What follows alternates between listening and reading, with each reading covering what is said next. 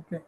Guys, is my screen visible to you? You can put it in the chat box so that we can start the session right away. Okay, good to go. Good afternoon, guys. Hope you had a really good uh, time with respect to your online examination. And earlier we have completed 3 units in principles of management.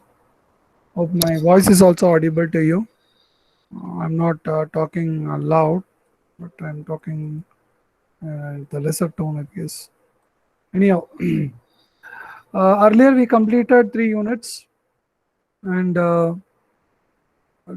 in this today we are going to discuss. Today and tomorrow we'll be discussing Unit 4, which is directing, and we know what this principles of management is. It is an art of getting things done through people, and there are various concepts and various aspects of management, which comes from planning, organizing, okay, control, directing and controlling. So first unit we talked about fundamentals of management. We talked about various aspects of management. Management is art or a science. Administration versus management, functions of management, roles of manager, and various trends and challenges in management. These are things we discussed in Unit 1. And Unit 2 talks about planning. And what is planning? Planning is mapping our vision and mission to the mapping with respect to the time. And we talked about various types of planning, which includes one-time planning, or single-use plan, or long-term plan. Okay, our budget comes under one-time single-use plan, and long-term plans includes policy or something like that. Policy does not change over a period of time. And we talked about various aspects of planning, which we discussed in Unit 2. And Unit 3, we talked about organizing. Organizing is the way to keep the work of the organization flowing, and keeping the places of the organization filled, and with the help of human resource. And it's basically a mapping between human resource and material resources, so that the organization could take care of the real work. That is what we discussed in Unit 3. And we talked about various aspects of organizing and various structures of organizing. And we also know what is the process involved in organizing. So that is what we discussed in Unit 3, which includes selection, training and development, and performance appraisal. So various aspects of management organizing concepts we have discussed. And we also discussed about various types of departmentation, and we also understood line authority and staff authority. So those things we discussed in the Unit 3. Now let us focus our attention into Unit 4, which is all about directing. So we understood the basic concepts of plan or management. Then we understood what is planning. Then we understood organizing. Now we want to ensure the work is going on, or how to ensure the work is goes according to our plan. It is through directing. So we need right people at the right place at the right time to ensure the work is carried out. So this is called directing. Direction is very important, because when you go on a road, if there is no proper sign, you will be feeling lost. So similar to that, role of the concept of directing plays a key role or pivotal role in molding the organization. If the direction is not proper, we cannot expect the growth of the organization to its fulfillment. Just hold on.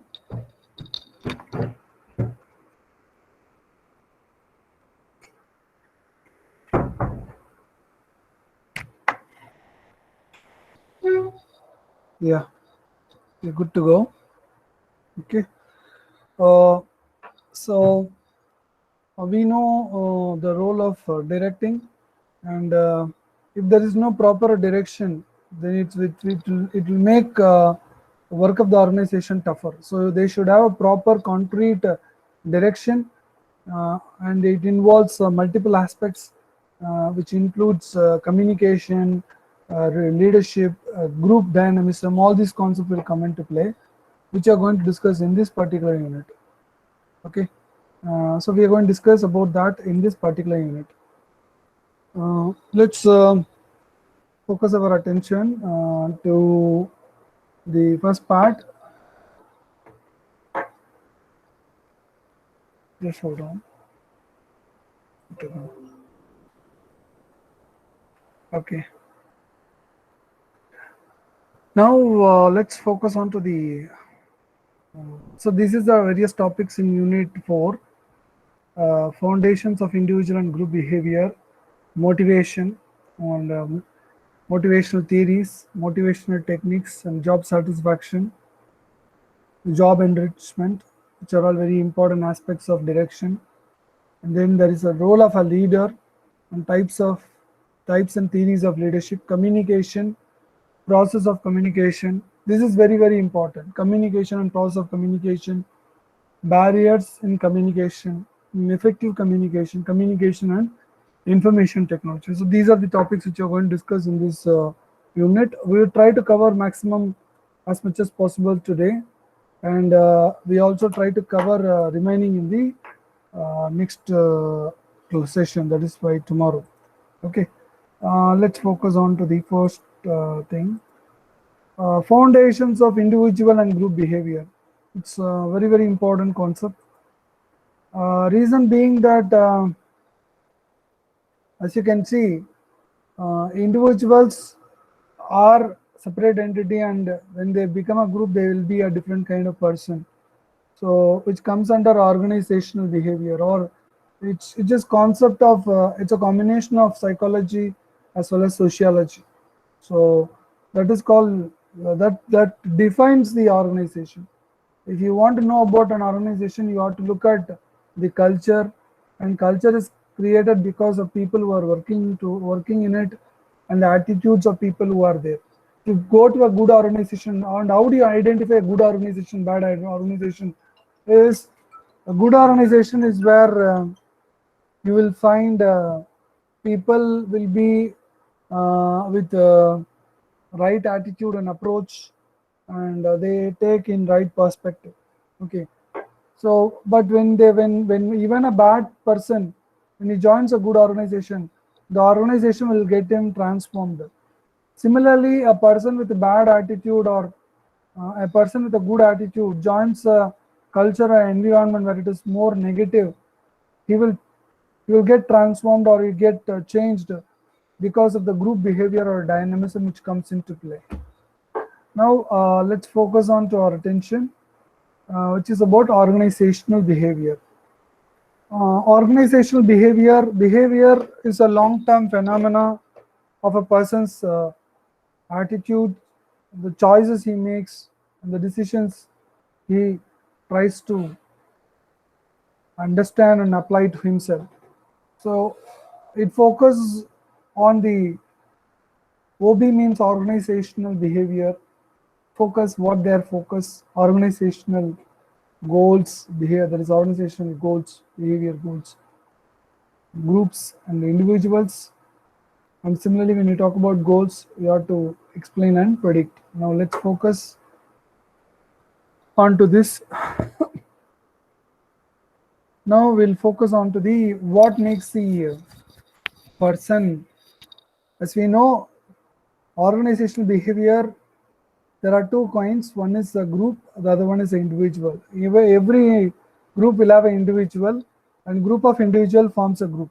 Similarly, there should be a concrete understanding about the goals and ability to understand it very clearly and to make right choices. Now, what makes an attitude? It is involving three aspects. One is the cognitive, behavioral, and affective. Cognitive relates to the brain pattern in which we understand and assimilate information. Behavior reflects it's how we react to situation, It is cognitive is how we think, and behavior is how we act upon, and affective is how we get transformed. So it will work on three domains. For example, when you want to read, when you want to play a musical instrument, there is a cognitive part involved, which is understanding the tone, which there is certain tone or tunes which gets into your mind. Okay, and that is called cognitive. Behavioral is understanding the tone and trying to play it in the keyboard. It is a behavioral, because there is something happening between your eyes and brain, and then it get transformed into your hands. It is called behavioral. And affective is how you yourself as well as others will feel of the particular music. So similarly, in an organization, it is what we think as an individual, and how we act upon it is a behavior, and how we make other person perceive us, it's called affective. These are the three domains. And affective takes over a period of time, which is sum of cognitive and behavioral things. Now, what are the attitudes which are related to the job? It could be job satisfaction, it could mean job involvement, and organizational commitment. These are all the various or key parameters which defines the attitude. Job satisfaction. Unless you are feeling satisfied with the job, it's very difficult for you to show your right attitude to the work, because if you are not interested, if you are not satisfied, then it does not give you that happiness to you, and you will feel terrible about it. And if you are not satisfied, what happens is your involvement with the job will definitely will come down. On the other hand, if you are really satisfied with the job, and your involvement will be on the higher level, and obviously it will have a greater impact on your commitment towards the organization. So attitude, we can think of the job satisfaction, how well you are happy about it. Are you happy about the environment? Are you happy about the job that you are doing? Are you happy about your future prospects? So this is about job satisfaction. Job involvement is something that you want to give extra bit. It is not related to the number of hours you want to give it to the work, or the kind of benefits you are trying to get from the organization. It's nowhere related to that. It is just purely that you are in sync, in tune with the job that you are doing. And organizational commitment is something that every organization will love to have from their employees, that they want a committed member being part of the organization, because when people don't work for money, rather when they work for the proud of their work, and they want to be part of the organization, proud of the organization, obviously the commitment level of these organizing person, or the person who is trying to involve or doing the work, will see the tremendous difference. So this is about attitude. Now we know how the attitude is formed. Attitude is formed because of the information or the knowledge we get, that is called cognitive. The second one is how we act upon the knowledge what we got, it is called behavior. And affective is how long we are continue to do, so that we feel good about it, and others around us also get that kind of vibration. For example, if you like to play cricket, there is something called as technique, basic technique. The way you, if you are a bowler, there is a way in which you grip the ball, the way you run up, the way you swing your arms, and the length at which you bowl. That is basically involves cognitive. It is all about your thinking.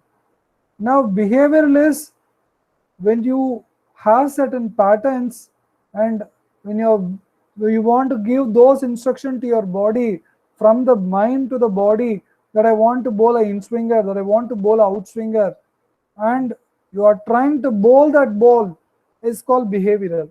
And affective is consistently, if you can do that, you can see a greatest transformation within yourself and also people around you. For example, If you look at the way Ashwin has played the the last three test matches, I mean last two test matches, uh, uh, so we could see a lot of things, not the last test, but in Australia and also in the last Chennai test, that there was something, is the way in which he applies himself.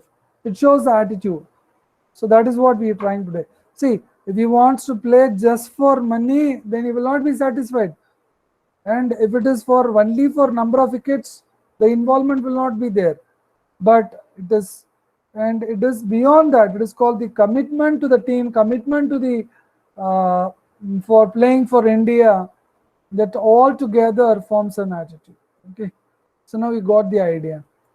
Now we have another word called as cognitive dissonance. You know what is resonance is? Resonance, can anyone say what is the resonance? Hope you studied in electronic devices and circuits. You put it in the chat box, or use a mic, turn on the mic and tell me. What do you mean by resonance? Anyone? I love you guys. Guys, are you there? Is everyone there? No reply. Someone respond. Am I audible?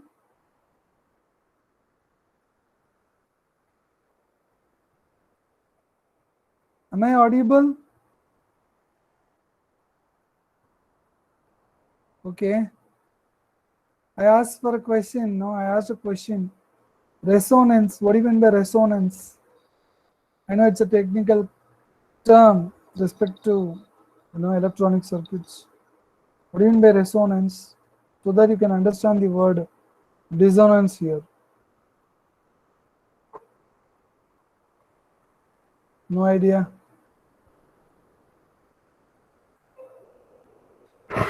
Okay, fine. See, resonance is something which is in tune with respect to the other. Just give me a second. Just hold on.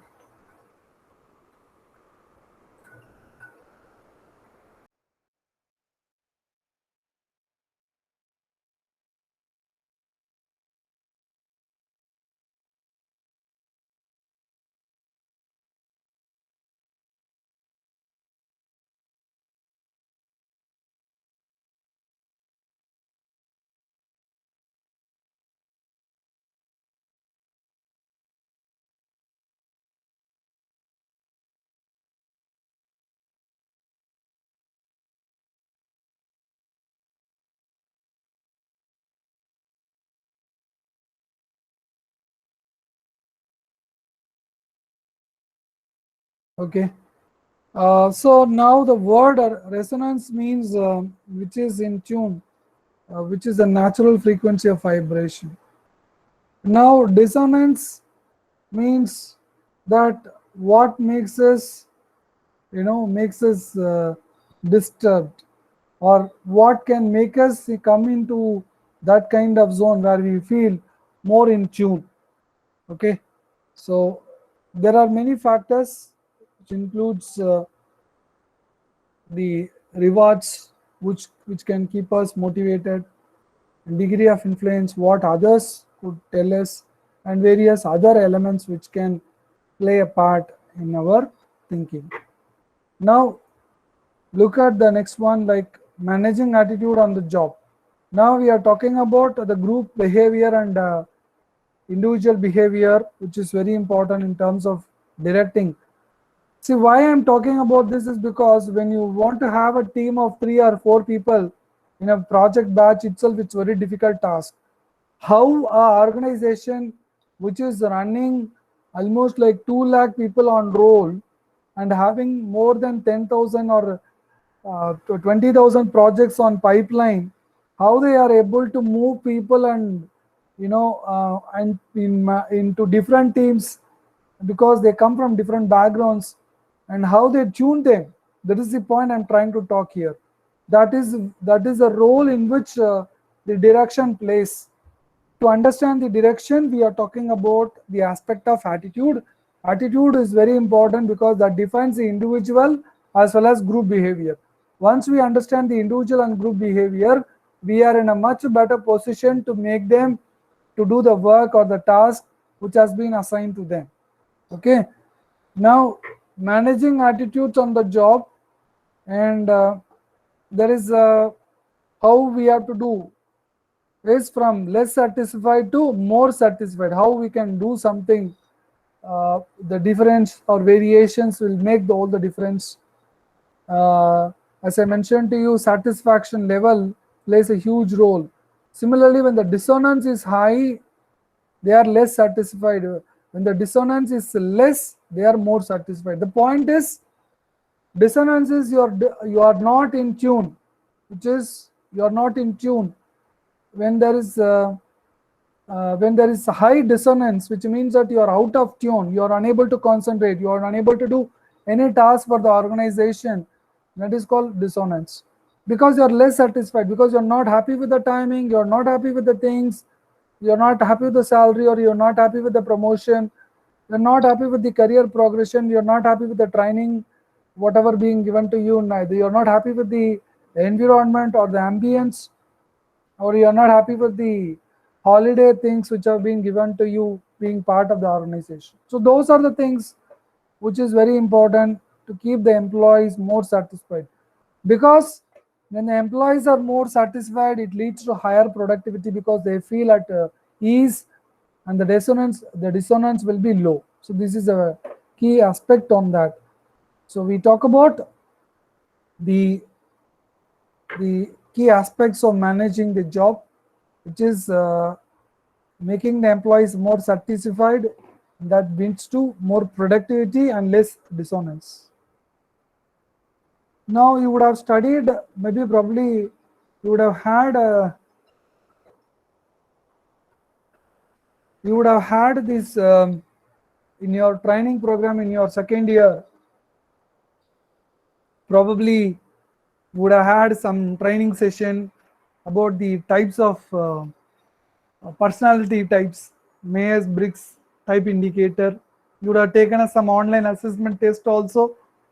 Some organization would have done the assessment to you as well, like introvert, extrovert, sensitive, intuitive, feeling, thinking, perceiving, and judging. So these are all ways in which you can understand about a person and his attitude. As I mentioned to you, types of social interaction, like you want to talk to a lot of people or less number of people. That defines whether you are an extrovert or introvert. You are happy and satisfied with yourself when you are an introvert. You are happy to talk to the friends you know already when you are an introvert. You are happy with the existing place and situation, you are an introvert. But if you are like to go and talk to new people, newer environment, and you are trying to explore a lot of things, then you become an extrovert. Now, reference for gathering data, whether you are sensitive or intuitive, how you are trying to get the information, whether you are trying to get more data with probing questions, or it is that you come to your own intuition. Okay, this is going to be like this. So that's how you perceive things. And preference for decision making. How do you make your decision? Whether it is a I feel I have gold, that is feeling. I think, because you are saying the physical symptom. That is like what we are trying to say is emotional or rational. That is what that point is. And style of decision making. How do you make your decision? Whether it is based on perception or judgment. If it is based on perception, basically it could be a deception. But if it is based on judgment, based on facts, based on perfect data, based on sample, based on the reality situation, then we call it as judging. So looking at all the factors into play and taking appropriate decision with that.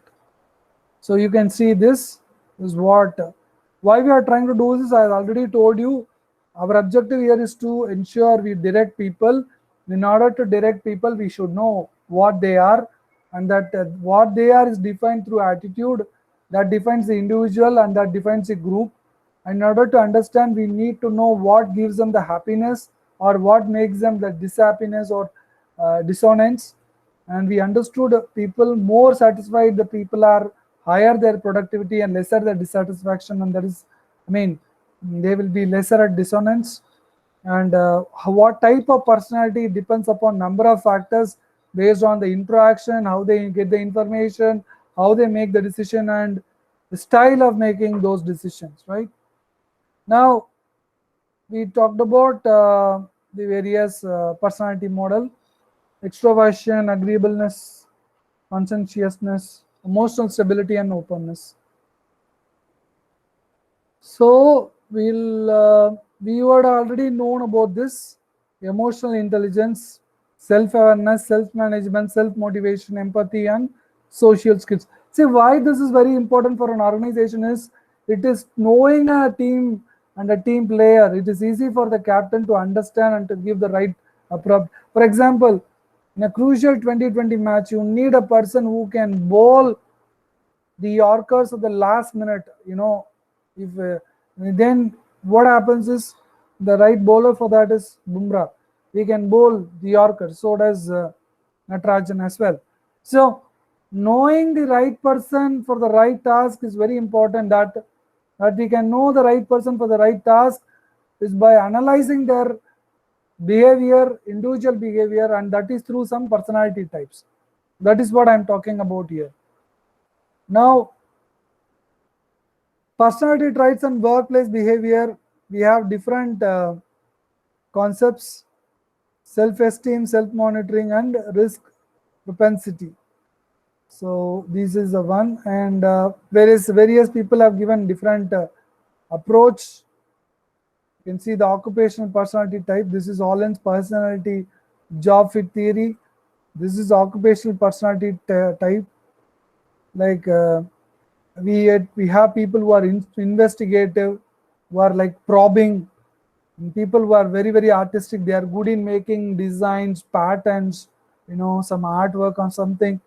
Some people are good in social. Even in your classroom you will find some people are inquisitive, like they keep on asking questions. Hey, what happened? Hey, what happened? Why he's telling like that? What happened there? When you went there, who were there? Like those kind of questions. That is called investigative. Artistic is they are good in any artistic talent, let it be drawing, singing, painting, literature. So those kind of things. And social is people who are very good in conversing and to take care of other person. An enterprising person is one who makes take responsibility and make strong decision and take risk and open to a lot of things. That is the person enterprising. And conventional person is one who does not go to the other side, one who is happy about the existing norms and situation. And then we have a realistic one who works based on the data which is available, very practical person. Now, what is perception? There is object, there is a perceiver, there is a context. For example, someone gets a water from a liquor shop, say.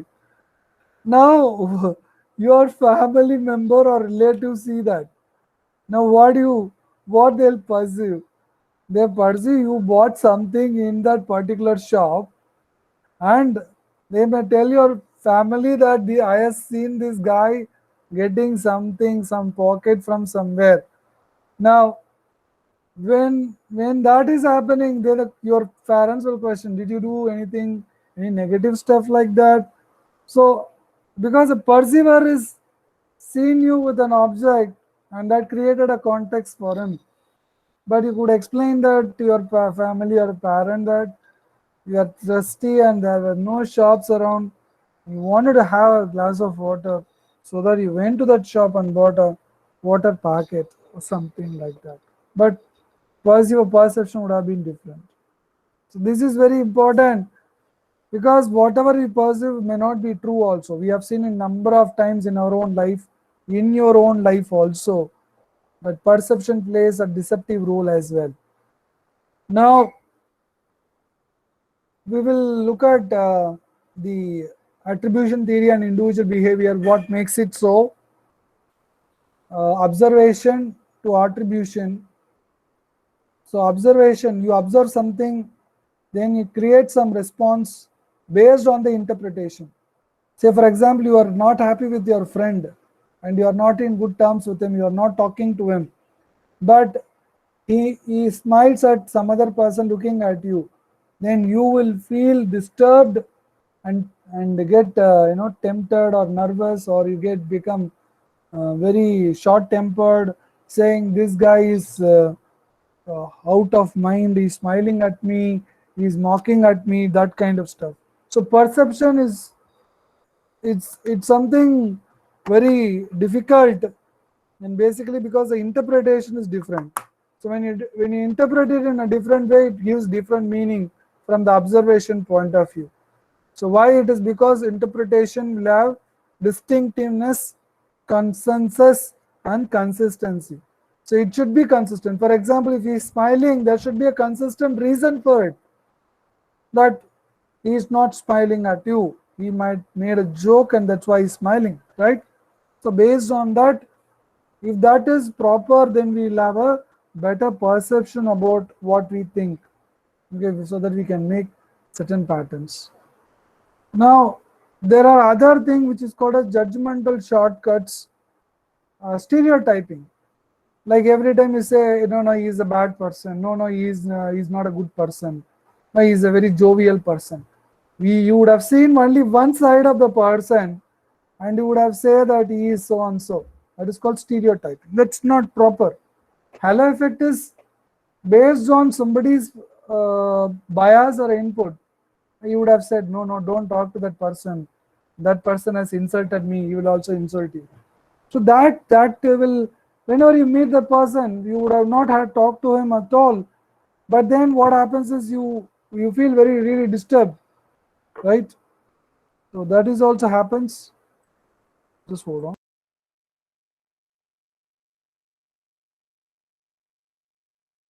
Just hold on. Just hold on.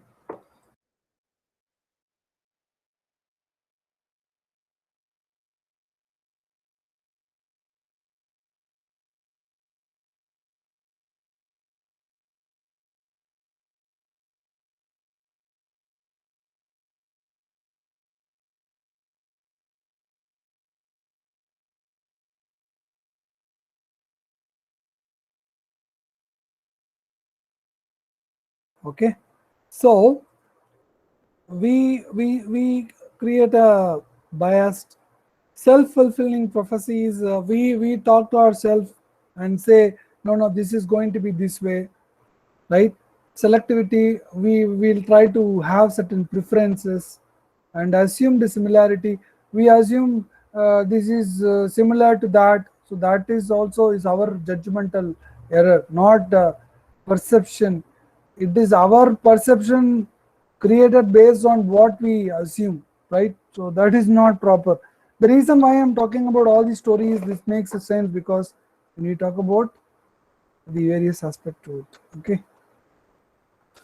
uh, apparent operant conditioning, sorry, voluntary behavior, learned behavior. So these are all various aspects to it. And there is something called a shaping behavior. See, if you want a child to learn something, what you have to do is, or if you want to learn something, in your own life also, which is called shaping the behavior. Suppose if you want to practice singing, or if you want to practice playing piano, you have to keep on giving the positive reinforcement, and that gives you result.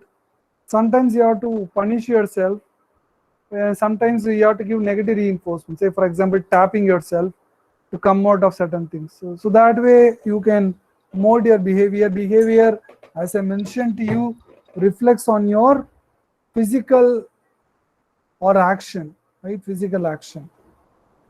So we understood so far what makes a person is attitude, and what makes attitude is based on the three aspects which already told you. The three aspects of a person is basically deals with the cognitive, behavior and affective, and based on that we can understand various types of personality, and personality is based on the information, the perception of the person, and then We have different types of personality, and we can change a person's behavior with the different techniques also. Now we'll move on to the group now. A group, what is a group? Whenever an organization is there, organization is a group of people working together to achieve the organizational goals. So there are two types of group which you also studied, formal and informal groups in your unit 3 in an organization. Formal and informal.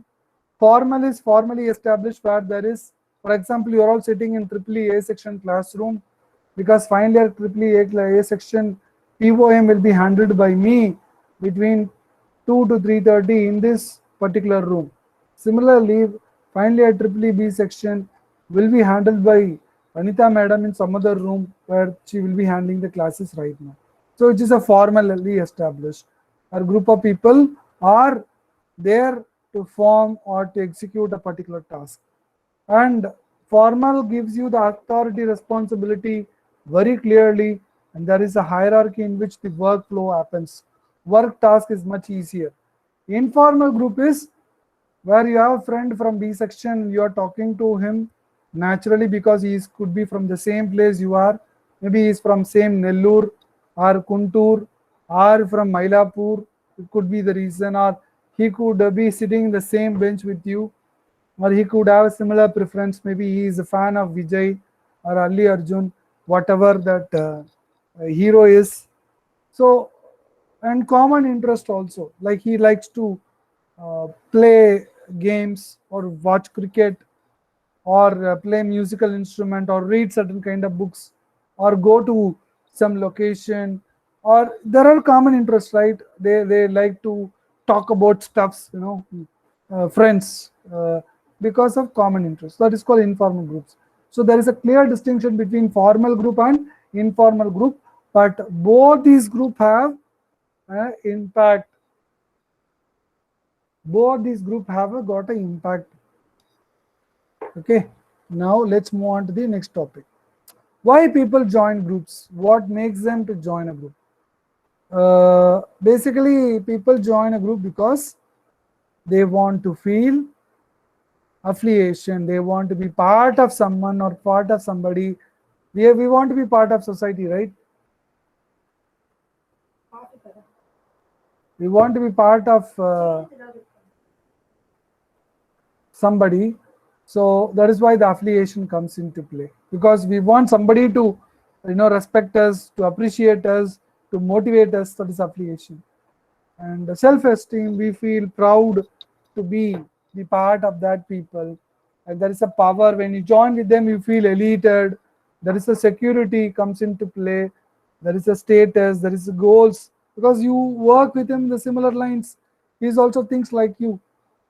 He also got lofty ambitions and lofty goals. That's how he is. So that's how it is. Now let's move on to the next topic. Please hold on.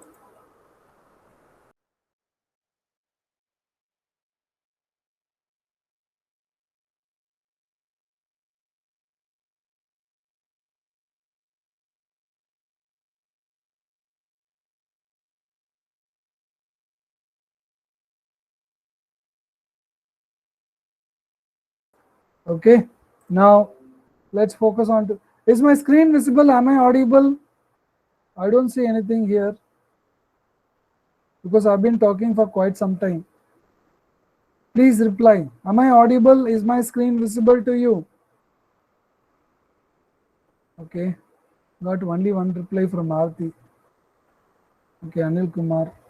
Is it, am I audible to you? Okay, fine. Fine.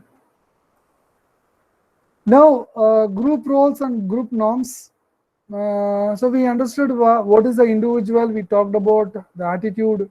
Then we individuals forms a group. Why they form a group, I told you. Now the group roles, expected patterns of behavior based on a given position or associate need. See, people will be part of a group because they have similar traits, similar liking, similar language or preferences. So that is why they join. they like each other, and because they share the behavior with the same members of the group. So maybe they want to look at them and to learn from them. That also sometimes is possible.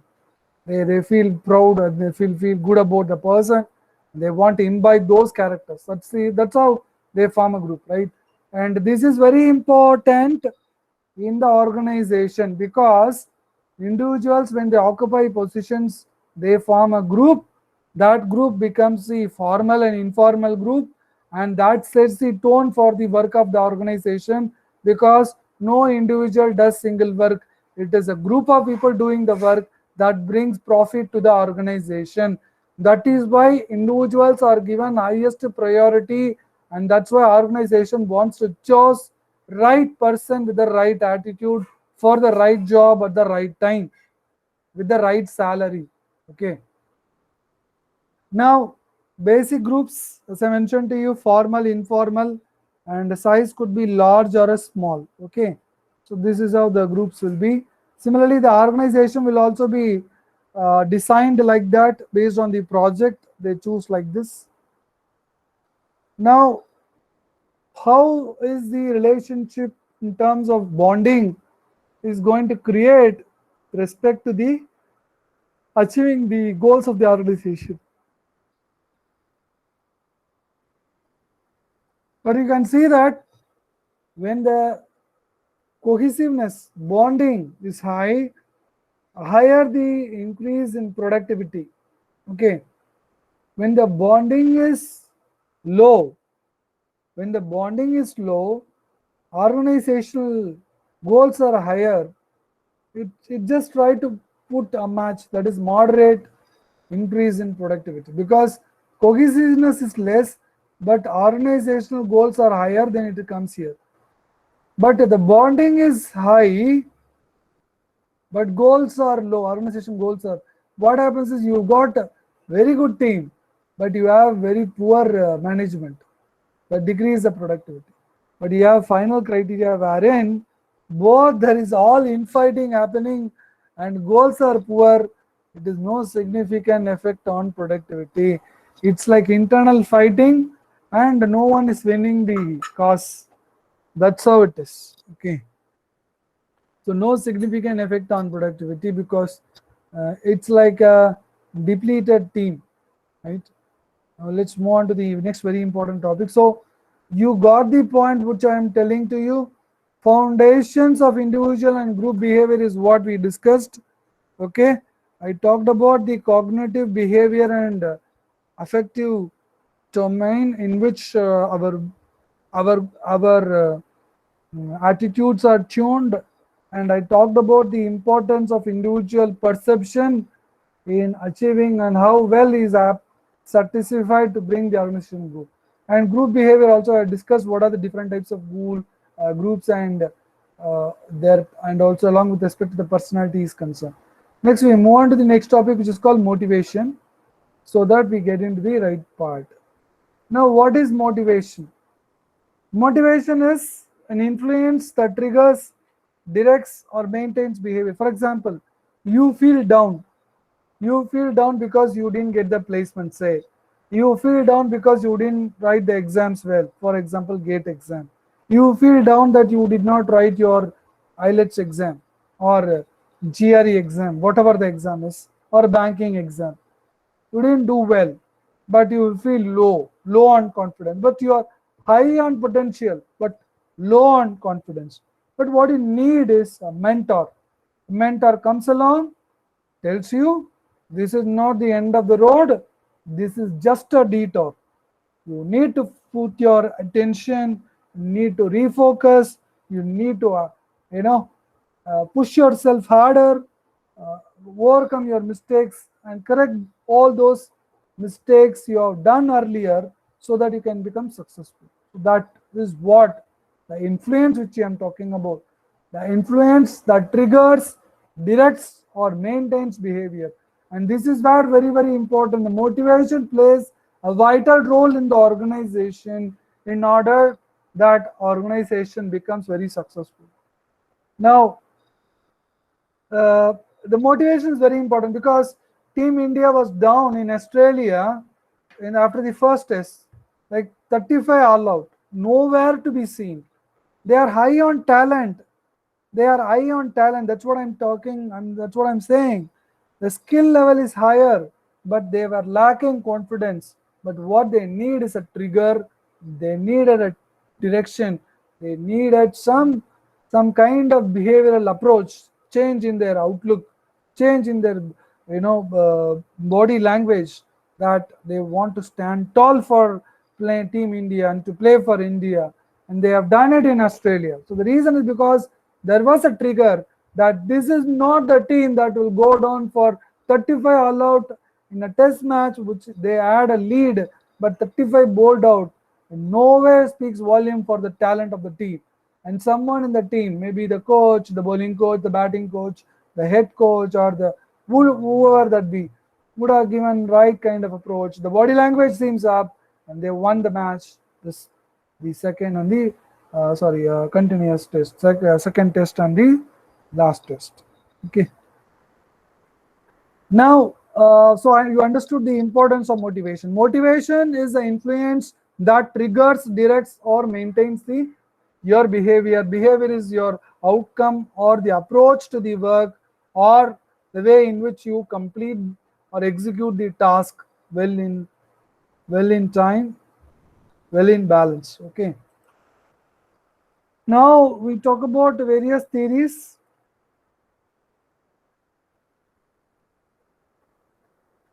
There are different theories are there. Maslow's theory of hierarchy, Alfred's ERG theory, and Herzberg's theory, McClelland's learned needs. So we'll take one by one. Maslow's theory of hierarchy. This is the very fundamental theory which we have. For example, if you ask a person who is on the roadside what he wants the most, he would say, I need food, I need water, because he is not having access to food and water. So that's a basic need for him. And then if you ask him, okay, I'll give you food and water, what else you need? He will say, I need a place to stay, in the sense like, even in a roadside, I need a place to safeguard myself from rain and shine. Then you ask him what you need, he will tell that I need a dress. So food, shelter, clothing are the basic needs for any human being, or anyone for that matter. Even a birds do need food, shelter, and clothing. I mean to say the accommodation in which that it is being part of. So the point is, the basic, it's like a pyramid. When you look at a pyramid, the bottom of the pyramid is vast or big. The base is big. That the base which is touching on the floor is big in a pyramid. So that base is basically called as the basic need. This is food, shelter, and clothing.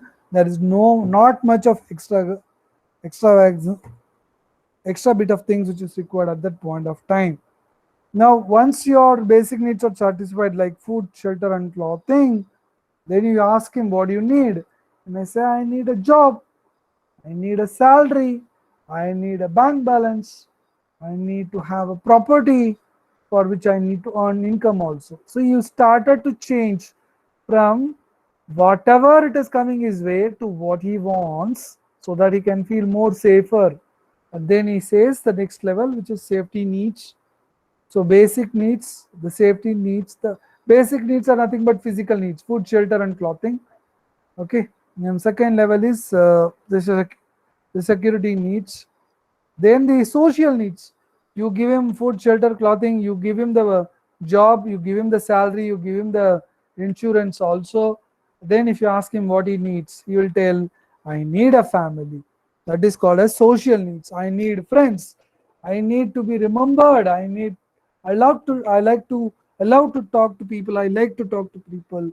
I love to meet people. So when he says that, when he talks about social needs, this is the social needs. Then comes the next level, which is called as the self-esteem need. That he has got food, shelter, and clothing. He has got good bank balance or a job, secure job or something. Then he also got he's proving himself that so and so. Then he's not satisfied after a point of time.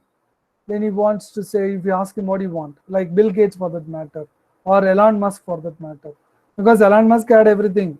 He reached a level and he set up a business. He set up, you know, mm, his own company, SpaceX. Okay, so when you ask him or Microsoft, Bill Gates for that matter, they will tell they are not happy, and that is called next level is self-actualization need. Self-actualization need is the reason why I have taken birth, and I need to contribution for the contribution. And if you can do that, then it's a great thing to do. So this is what the self-actualization needs does to a person. So we have 5 levels. The first level is the physical needs, then the safety needs, third level is security needs or social needs, and fourth need is self-esteem need, and the fifth level is called as self-actualization needs. Once you become Bill Gates, you have money at your disposal, you have name, fame, fortune, but that is not giving satisfaction. Rather, giving donation, taking care of underprivileged people in Africa, in Asia, for AIDS vaccination, malarial vaccination, is what giving him happiness more than the money he has earned. $100 billion he has earned in his own empire, in his own place, but that doesn't give him happiness, which is in the higher level, which is called self-actualization. Okay. So people have different needs at different times. Okay. Similarly, employees, choice of rewards, a flexible reward system, do not rely too heavily on financial rewards. This is what I'm talking about. The Maslow's theory of hierarchy. The physical needs or physiological needs is called as the basic one. The security need, the bank balance, the job, the insurance, all these things comes under security needs. The next level is affiliation needs, which is being, or social needs, which is being part of the family, part of the society, part of the community, part of the workforce, part of the country, part of the citizen. So that's what the affiliation is. Self-esteem need is, I've taken up birth, I want to prove myself to the world. That is called self-esteem need, that I want to become so and so, and I want to be remembered as so and so. That is called self-esteem need. And finally, the self-actualization need, which is at the top of the pyramid, that is, it says that my life is itself a contribution. I want to contribute great things to a lot of people. Okay, so you understood. Food, physiological needs are food, shelter, clothing, shelter, and air. Security needs are absence of pain, threat, illness, safety. Job also is safer. And affiliation, which I told you, is all about social needs, which talks about friendship, company, love, belongingness. These are all comes under affiliation. And then we go to the next level, which is called a self-esteem need, like I am so and so, self-respect, high achievement, recognition, prestige. See, for all the cine actor and actress across the globe, let it be Hollywood, Tollywood, Mollywood, Bollywood, Mollywood, whatever the wood is, what they want is a recognition of their own talent and ability. That's what they are aiming and striving for. They can do that, it's wonderful. It is called self-esteem need. So you go to that level only if bottom levels are matched and satisfied. For example, when your basic needs are taken care, then only you can think of your safety needs. So when your basic needs and safety needs are taken care, then only you can think of your next level, which is called as the social needs. Okay, that. So this is Alfred Russ ERG theory. This is the ERG model.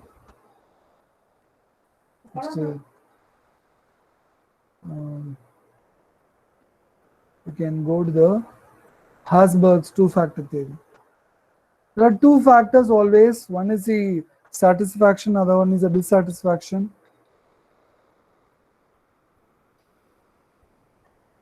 So basically, it's a hygiene factor. For example, how do you look at your room? It is messy or clean? How is your toilet? Is it clean or messy? How is your kitchen? It's clean or messy?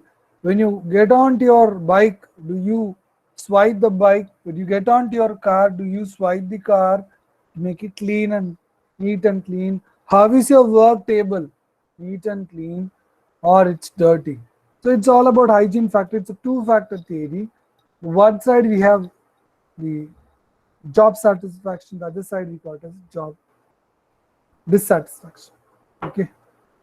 Now the objective is to ensure what causes the high levels of motivation, and so that we can incorporate those into our workplace so that people feel happier and work on a longer period of time. So Hasberg's two-factor theory, hygiene and motive, you can see the curve and also in y-axis. Okay. Now go to the next slide. There are different types of theories, process theories, which is reinforcement theory, expectancy theory, equity theory, justice theory, and goal setting. Okay. And reinforcement, which means that keep on telling the same thing. Government telling use FASTag, spreading awareness, use FASTag, repeated advisement, use FASTag, and toll gate, use FASTag. They keep on repeating and saying, but then a day comes, they say from tomorrow onwards, all routes will have FASTag. So now what happens is the reinforcement would have ensured many people would have converged. For example, Tamil Nadu has about 40 toll gates across Tamil Nadu, 40 toll roads, out of which there is I think you know that from yesterday they have mentioned to follow the FASTag for the vehicles, right? Whereas the conversion rate for that it is around we can think of is around 76%. I think in today's newspaper it has come. So people who are trying to use or using FASTag is around 76%, which is government is keep on pushing its agenda so that it becomes a cashless transaction. All the transaction which is done at the toll gates are captured. So that is the point. The second one is a punishment application of a negative outcome. So this is how it is, and the types of reinforcement. So reinforcement is when you have a liking for a subject, you have the interest, you want to learn data science, you want to learn artificial intelligence, you want to learn neural networks, then that's a stimulus. Now how you are backing up with the action? Have you joined any course? Do you go and meet the mentor and try to learn from him? Do you do that? It is called as a response or the behavior. Then it goes through when you go take the course, there would be number of tests conducted, a number of things have been incorporated and taught. So that is called as rewards and punishments, like writing test and getting a good marks, writing a test and getting a bad marks. Anyway, it's all a remark and how it changes your behavior. From stimulus to future behavior, there will be a transformation which would be happening.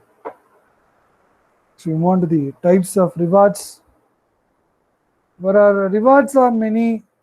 Basically, extrinsic reward, which basically is it's all external to us, not within us. Happiness is within us. Loyalty is within us. Honesty is within us. Whereas money, fringe benefits, and job security is not in our hands. It is in someone else's hand. So we take that. So money, fringe benefits, job security, right? Intrinsic benefits are satisfaction, job satisfaction, your attitude towards your work, dedication, loyalty, integrity. So all these words would come for the intrinsic internal satisfaction. Satisfaction implies attitude about work situation, right? That is also there. Now we move on to the equity theory. Individuals try to find a balance between their inputs and outputs related to a different referent other. So it's how you balance the good things and bad things so that you make appropriate decision when you are being part of the organization. That is called equity theory. Now, let me focus on this.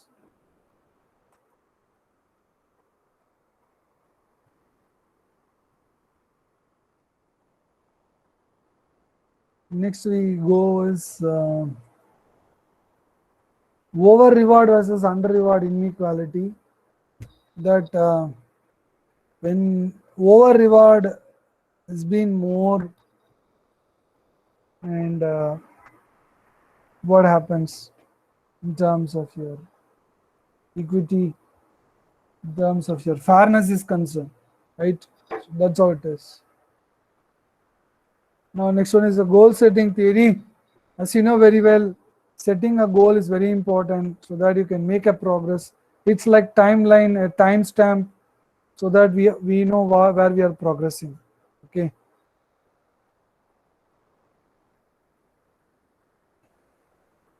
So it involves assessment of specific, moderately difficult, and providing feedback will provide motivation to work. See, unless you know the feedback, unless you get back the paper, unless you give a feedback, it's very difficult for us to make a progress.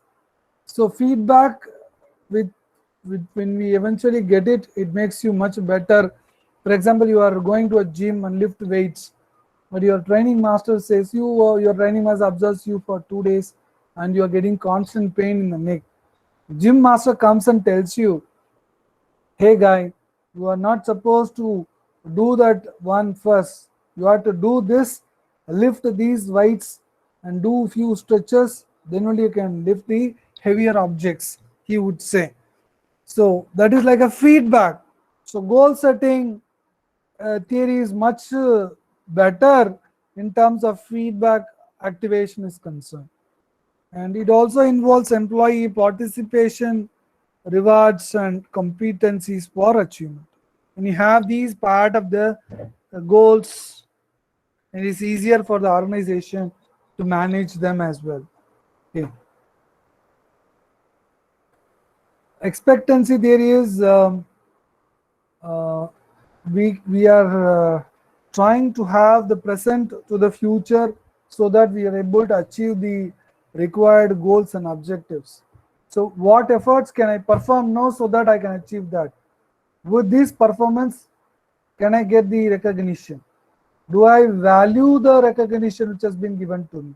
So that is how the expectancy theory works. Now we'll move on to the next one.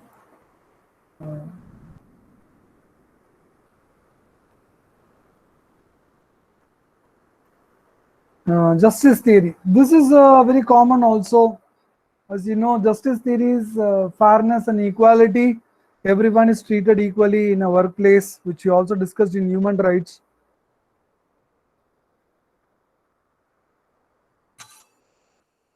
There is something called as procedural justice, fairness issues concerning the methods and mechanism and process used to determine outcome. For example, there is a performance appraisal happening, but the manager, the team leader is from the same village as you are, and what do you expect from him?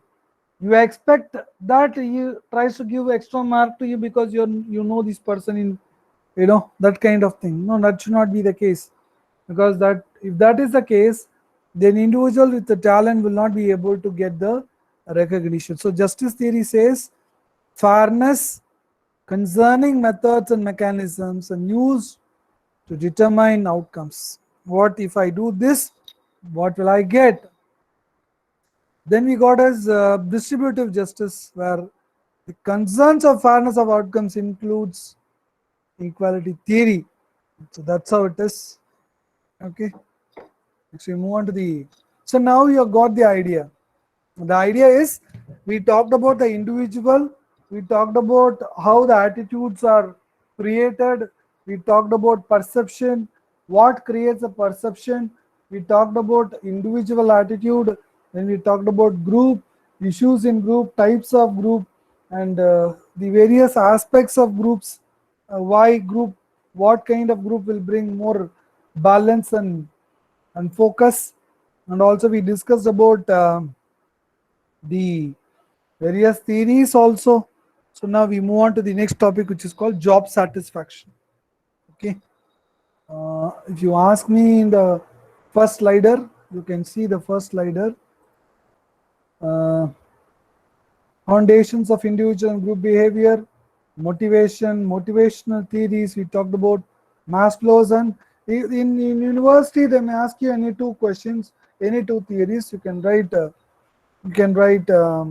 Maslow's theory of hierarchy, Herzberg's two-factor theory. Okay, and motivational techniques. Now we are moving on to the job satisfaction and job enrichment. Okay, we'll take up job satisfaction, job enrichment. We try to cover leadership and types of leadership, and then we'll break for the day, and tomorrow we'll continue with this. Okay, we try to cover job satisfaction and job enrichment, and then we'll cover the rest of the topics in the next class. Okay, so now we move on to the next one, job satisfaction. Just hold on.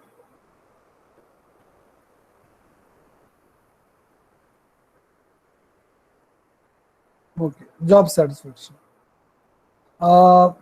Aspiration is what makes you join the organization, and that creates you the interest to work. For example, somebody is good in designing websites or good in coding Java, and somebody is good in working creating Android apps. Somebody is good in solving design problems for electrical, maybe flood lighting or transformers or motors or a generator or latest drive system. So what makes them is aspiration. They want to do something great, and they have the motivation to work. We discussed what is motivation is. Ability, motivation ensures one's ability to focus on the task and to complete it in a much better way, and it provides some kind of stimulus for the person who receives the motivation, right?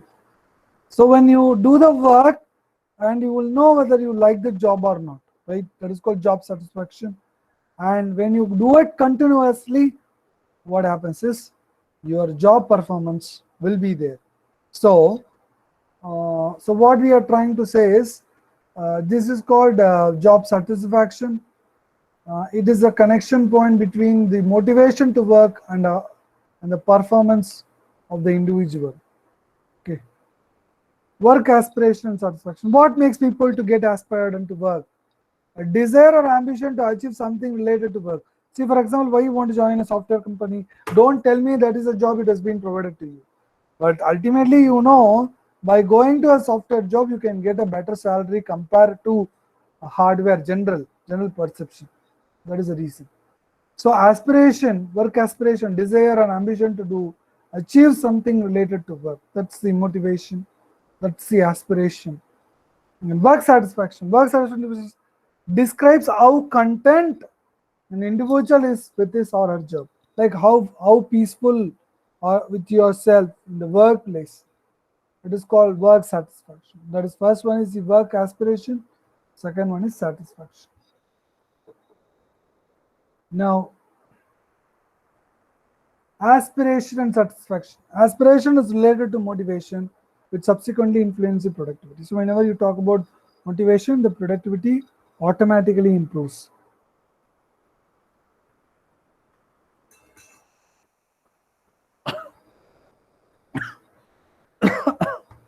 So there is a positive correlation between aspiration and motivation. See, more the aspiration, stronger the motivation, you can see the greatest performance.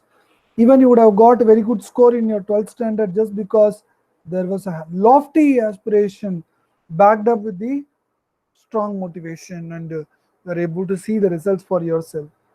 So positive correlation between Aspiration and productivity, yes, there should be some positive correlation, that you feel that if I do that, I'll get that. That kind of motivation you should have, that kind of aspiration a person should have.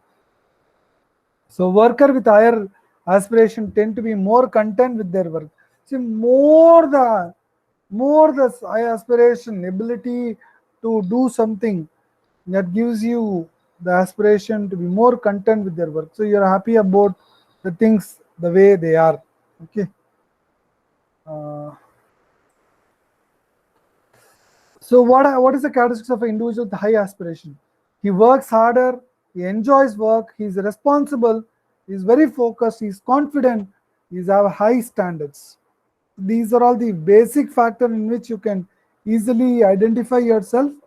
Work harder, enjoy the work, responsible, very focused and confident, and high standards for oneself.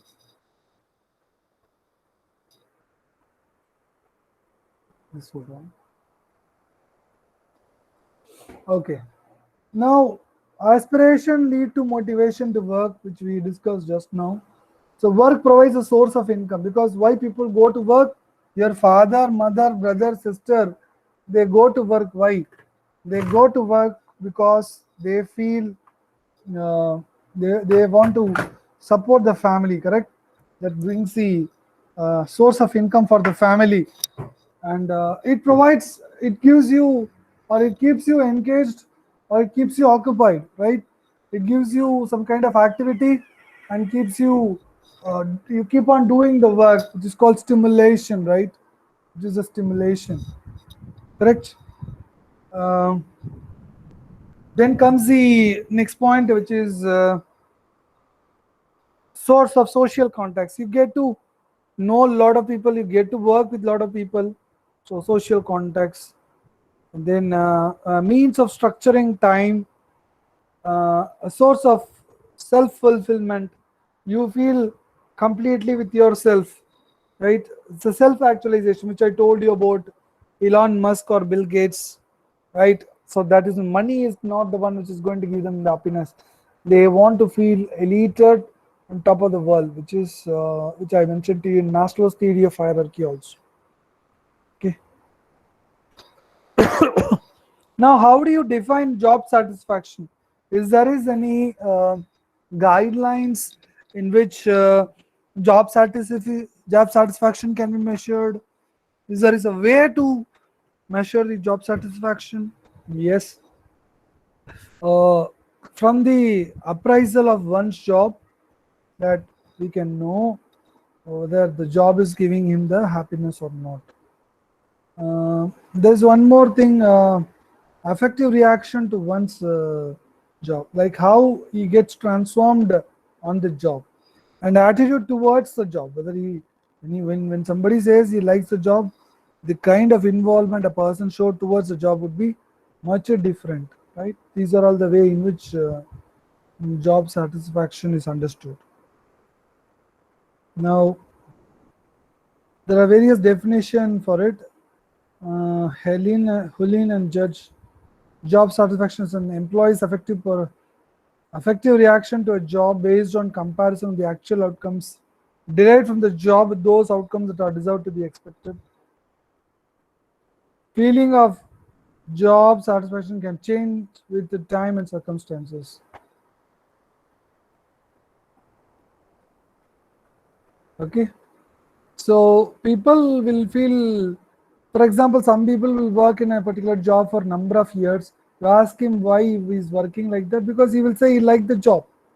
But some people will say, I don't like the job after some time, because their feeling of the job changes with respect to time. So they may not like the job what they have started out. They may discontinue and they will go on do some other work also. Now,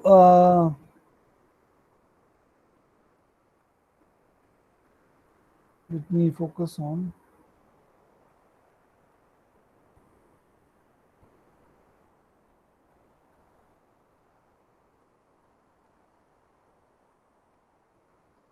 Okay, this is very important. As I mentioned to you, I'll complete up to that point.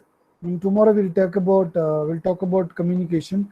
So we'll just complete of the attitudes and things like that. Work attitudes is very important because you don't want a rude colleague, right? When you work in an organization, you want everyone to be pleasant to you, and you also want to be a pleasant person to everyone, right?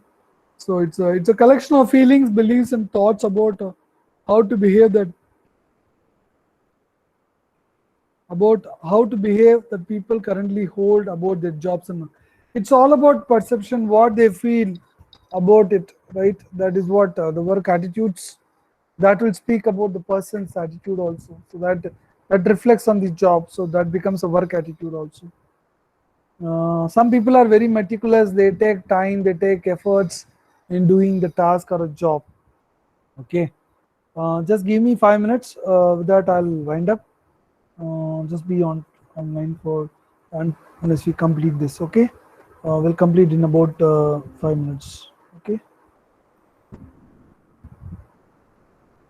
Okay. So specific work attitudes leads to job satisfaction and organizational commitment also. Okay, how committed they are, and how committed about, how happy about their happiness about the job that they are doing. Okay. Now, as I mentioned to you, there are three factors which defines the attitude of an individual, and attitude of a group, and attitude of the work itself in a larger perspective. Because individuals are there, individuals are used to form the groups, and groups are there to form a bigger workplace or work culture or environment. So the first one is cognitive, what a worker believes to be true about his or her job or organization. So it's all about perception of the individual, right? Cognitive is all about individual. Behavior is all about group. Like when you interact with yourself, and whether you interact with yourself or with someone else, that is still an interaction. That is called behavioral component. And affective is how how you feel about the job, like how Ravichandran Ashwin feels about bowling.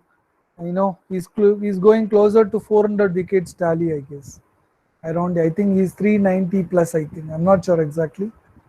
I think next to two matches will be in Gujarat, I think, right? I'm not sure. I didn't see that. So the affective is like how he feels about it and how he makes others feel about him is the effective component which you are talking about. Okay, so that is what we are talking about. So now we know where the attitude is coming from, and what does it mean to the individual, and what does it mean to the group, and what does it mean to the organization also. Okay, so you can see the chart: work situation, personality, values, and social influence, that all lead together the job satisfaction. So work situation, it's all about the work itself, the kind of job, the kind of work you do, co-workers who are part of you, and superiors or supervisors, and subordinates, so the people who work with you. So your attitude about your work situation with respect to these kind of things and these kind of people will create a situation for you in terms of job satisfaction is concerned, because we are talking about job satisfaction, correct? And physical working condition, you want to work in a very prominent and good ambience, right? Working hours, pay, and job security also play a key role in your perception or about your thoughts about your work situation. Next is personality. What do you perceive, what do you feel, what do you think, and looking forward, or behavior. Your behavior is what defines the personality is. The third one is a value, because it is an internal factor, which is why it is called as intrinsic workers. It's not for just for money or something. What you hold greater in terms of intrinsic factor plays a greater role. Okay, and next one is the social influence. what kind of colleagues and co-workers, groups you are being part of, and that also defines your social influence in about your job satisfaction. Because sometimes people will feel terrible that they could not find the right person to work for him, probably they will resign this also. So that is how it works about job satisfaction. So that's how it is linked. So personal, work situation, values and social influence. So people differ in what is important to them. What is important to me may not be the important thing to you, correct? So that's how it is being incorporated.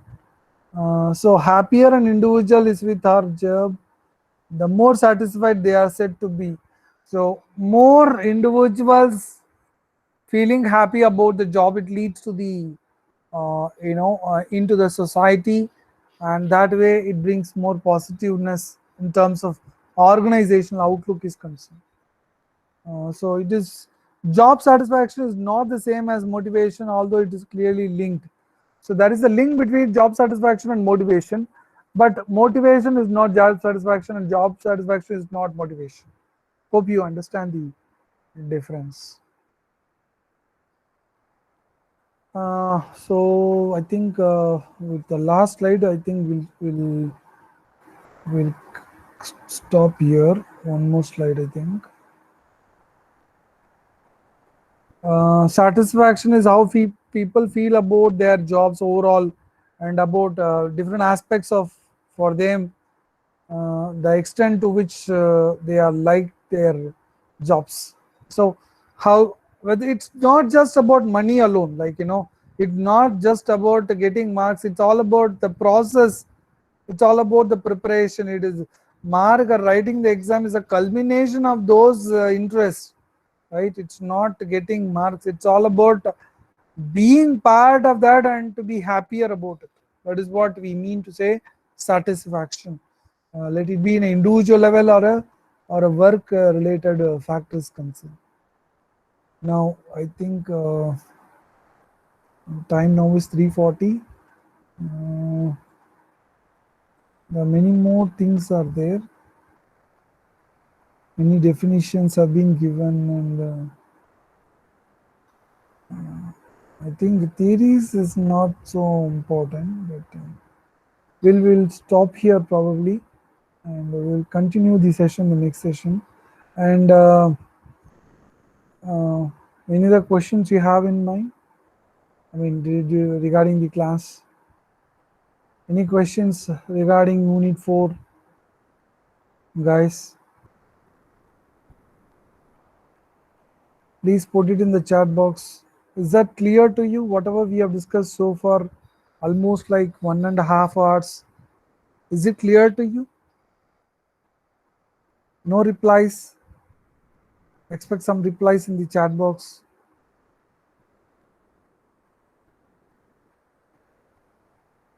Okay. Okay. Fine. Okay. So what you do is we'll break the session here. I'll stop recording.